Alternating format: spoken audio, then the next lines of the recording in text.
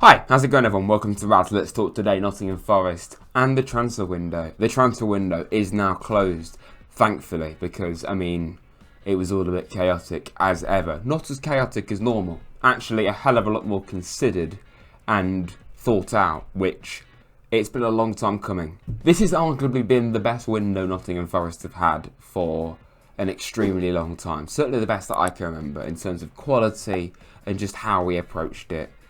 It wasn't exactly a small number of players, but it was far less, and like I say, a lot better. So I've made a good old tier list where I'm going to be grading all 9 of these players. I'm not including David Carmo and Marco Stamanek, who have gone on loan to Olympiacos, because at least right now, they've got no impact whatsoever on how we perform this season. So I don't see the point in including them. I don't really like doing tier list videos, if I'm entirely honest, but I thought, well, it's the international break, so I need content, and it is still quite an interesting concept because we're all raving about how good our window is. So let's just take one final look at it. And obviously I'm rocking a slightly different camera angle today because, if I was doing it here, personally, I don't think looking at the side of my head for most of the video is that entertaining. Plus, that's quite rude. I'm talking to you. I don't want to be talking to you like this because, that's just ignorant. I'm going to start with Ramon Sosa. Only played 2 games so far.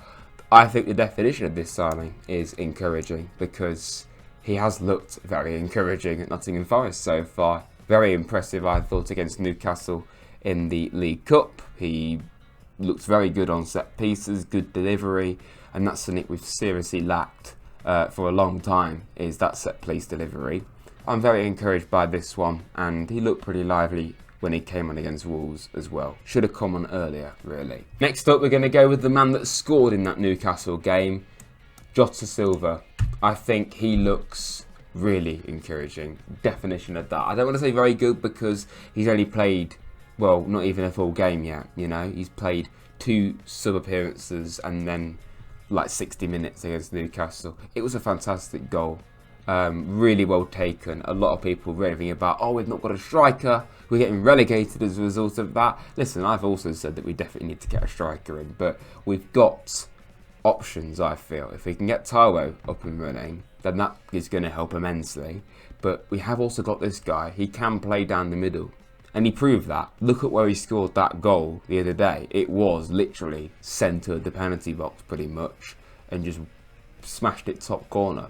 Proper striker's goal. So I firmly believe that Jota could play as a striker if we need him to, and we're going to have to play him there at some point if we do get an injury to one of Woody or Taiwo. Probably Taiwo, knowing his luck. But now for a quick word from our sponsors at Football Prizes. This week their giveaway is a signed Nottingham Forest squad shirt. Within this giveaway, you can also potentially get your hands on 16 instant wins, including a Forest away shirt, or third shirt, or standard home kit. If you want to potentially get your hands on one of these prizes, then please click the iCard up here or the first link in the description below to get your hands on this prize potentially. But pre-warning, this giveaway runs out this evening at 7:30, so you haven't got long at all to enter. Please make sure you do.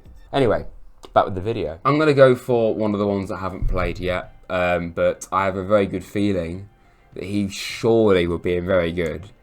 And I can't believe I'm saying this. James Ward-Prowse. Not played, obviously, but this for me is one of the most surreal signings that I think we've made. And maybe I'm hyping him up, but just because he's not got an extravagant name like Eric de Silva Moreira, just because he's called James and he's from Portsmouth, doesn't mean he's not a good footballer. He's a fantastic player. I just can't believe we've actually signed him. He's worldwide known for being really good at set pieces. He's scored, forgive me for not knowing the exact stat, but he has got like record free kick ability. It's unbelievable.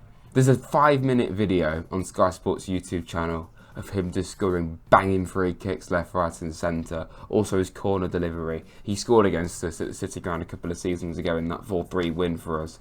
It was only a penalty, but yeah, I'm so hyped about seeing James Ward-Prowse in a Forest shirt. Obviously, I think this was enforced because of the injury to Danilo, but as much as I didn't want Danilo to get injured, I'm very thankful that we've got a player like Ward-Prowse on our hands, at least for this season. One player that I definitely know for sure is, for me, in very good, Elliot Anderson. Now, maybe it's too early to say that any of these are very good because they've only played a handful of games, but Anderson's played more than, you know, Silva and Sosa, so I think we can judge him more. And personally, I think we all know probably a bit more about Elliot Anderson. He can play in multiple positions. He played out wide against Bournemouth, against Southampton, Newcastle and Wolves. He started those games as a number 8. He can also play as a 10. So that versatility can be huge. And I feel he's actually took quite a lot of pressure off Gibbs-White in terms of that creativity in midfield. And I do feel actually against Wolves, he gave the ball away a couple of times when he probably shouldn't have done. So I don't think he's perfect yet, and I think he's only going to improve. I mean, he's in the England under-21 squad. He's a very good player. But overall, I think he's fantastic. Love his creativity. Just love what he brings to this team. I think it's a steal that we've managed to get him. Okay, I know this is only one game, but Alex Moreno. I think unlike Jota Silva, Moreno has played an entire match. Silva hasn't played an entire match, only he has played in 3 separate matches, but you understand what I'm saying. Moreno's played a whole game, unlike Silva, and I think he looked really good. I think defensively he looked really solid, you know, made some really important blocks. Really like what I saw, and the fact that he's not even guaranteed to be a first choice left back is fantastic. I don't think he would have been leaving Villa if he hadn't got injured like he did a couple of times last season. I think that really didn't help him at all. Then with the form of Luca Dean and obviously Ian Matson's there now, it kind of just made it hard for him to get a game at Villa. I need to talk about Nicholas Minkovich as well. I'm generally going to put him in very good too.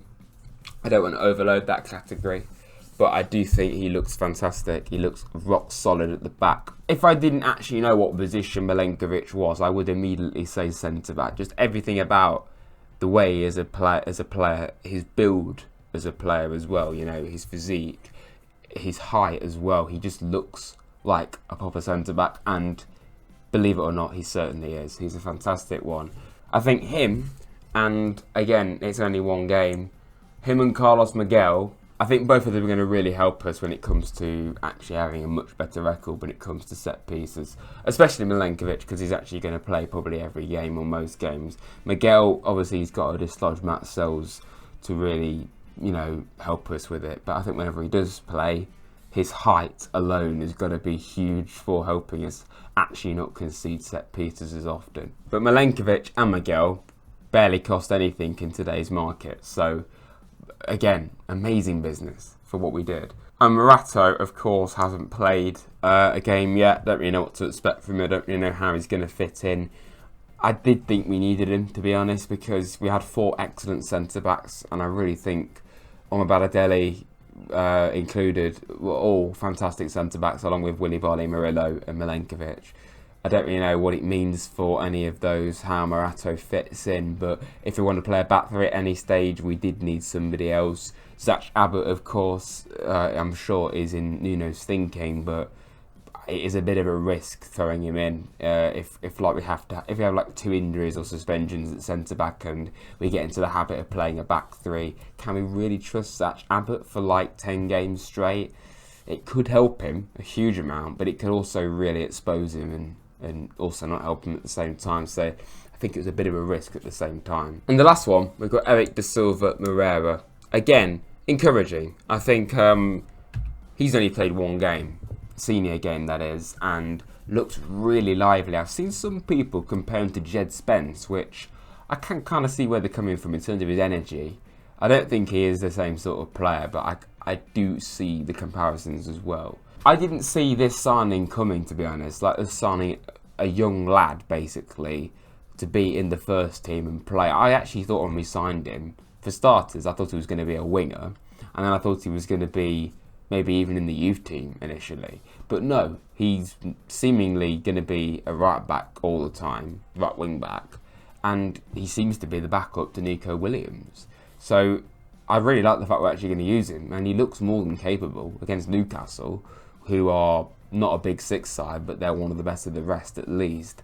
Didn't look out of his depth at all. He looked very solid. So I'm really encouraged by Moreno as well. So on the whole, and including the lads that we've bought, who we've loaned out, I can't really talk about Stamanik, but Kamaro, that's a car. David Carmo, he does look like one for the future as well. I probably should have included him here, but he could be like the heir to Murillo because he seems to have a few similarities. Left-sided centre-back, just like Murillo is. So, yeah, I think we can't really complain at all about this window. The only thing you could bring up is a striker. We should have really bought another striker in. I don't know how that's going to affect us going forward until January, but yeah, if we bought a striker in this window, I genuinely think you could say it's 10 out of 10. I rate it that highly. For that reason, I'm going to have to say 9 out of 10 for this window, but I know we hyped up last year, but last year we brought in a load of players at the last minute. A lot of them didn't really fit our profile, like Tavares, Montiel, Origi. This year they all feel so considered, and then the only 2 loans as well. I really, really rate. That gives it genuinely a couple of points on its own. We haven't got to rebuild half a squad because we've loaned half a squad from the year before, so that's really good. I like that. Really big fan of our window. What do you think in the comments, everybody? If you have enjoyed this, please hit the like button, subscribe to Rads if you're new. And yeah, thank you for watching, everybody. Up the Reds.